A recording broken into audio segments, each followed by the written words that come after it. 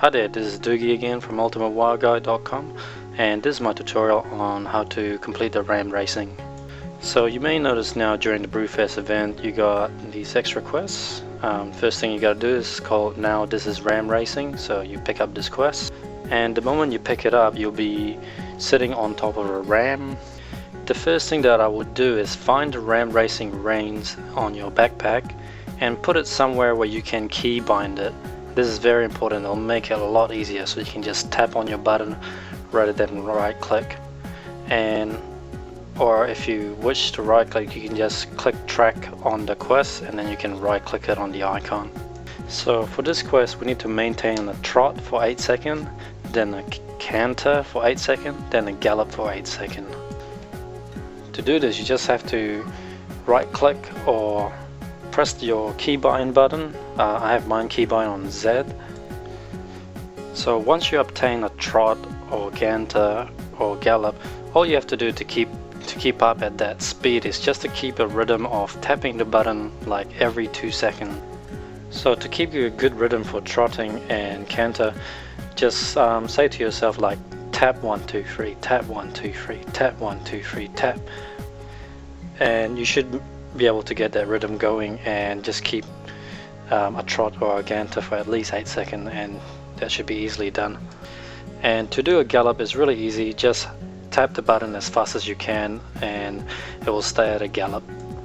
So for the keg quest, it's really easy. Just keep tapping and you should be doing this at a full gallop the entire way.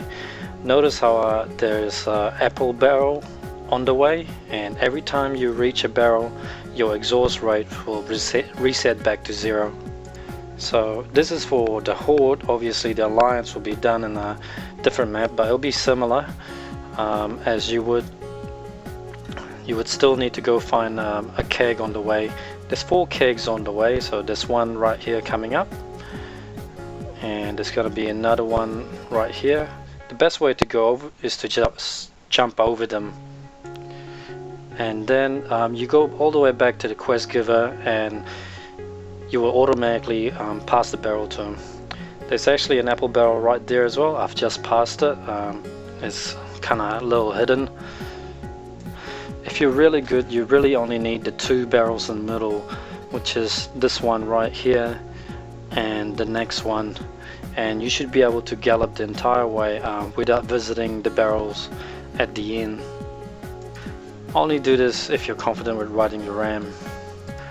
The best way to do this as well is to use your mouse to turn, so you can turn instantly as fast as I do. If you're still turning with your keyboard, I know a lot of people still do that. That's when you turn your characters around by using the A and D button. You shouldn't be doing that. Start getting used to turning with the key with your mouse, and you will also find you will improve in a lot of your gameplay, especially with PvP and as well as PvE. So yeah, so you should be turning with your mouse, and the only button you should be pressing on your keyboard is just to the key bind for your whip, so you can just repeatedly whip it as you turn with your mouse, and that's really easy. I just want to tell you about this handy little tip as well. This is with the quest called Chug. The Alliance have a similar quest. This is pretty much where you have to pick up the complimentary drink and hit this stout robot with the drink. For some strange reason it's really hard to hit this robot on my torrent, so I found a good little tip which is to stand directly on top of the robot, then drink your drink, and you shouldn't miss, just like that. I did this with my undead warrior, and for some reason my undead warrior would never miss, whereas with the Tauren I would miss all the time. So I think it's something to do with the different characters' shapes and size, like the Tauren would throw the glass too high or something.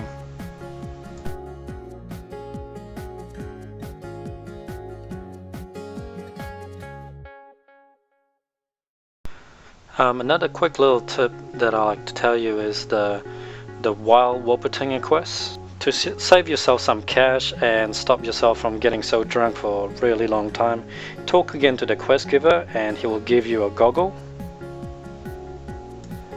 And if you put on this goggle, it will give you the drunken effect as well. So you can pretty much turn the drunk effect on and off just by using the goggle. And with the goggle, you can look around for the wild Wolpertinger. If you click track on the quest, you can just right click on the use item, and there you go, there's a wild Wolpertinger right there. Turn on the character health bar and you'll be able to see them much easier. You can also use these goggles to find the pink Alex, which is easily found on the other cities. Well, that's it for me. There's really no additional tips that I could think of. If I do, I'll post more videos. But well, that's it from me. Hope you have fun with Brewfest and get all your achievement down. Good luck.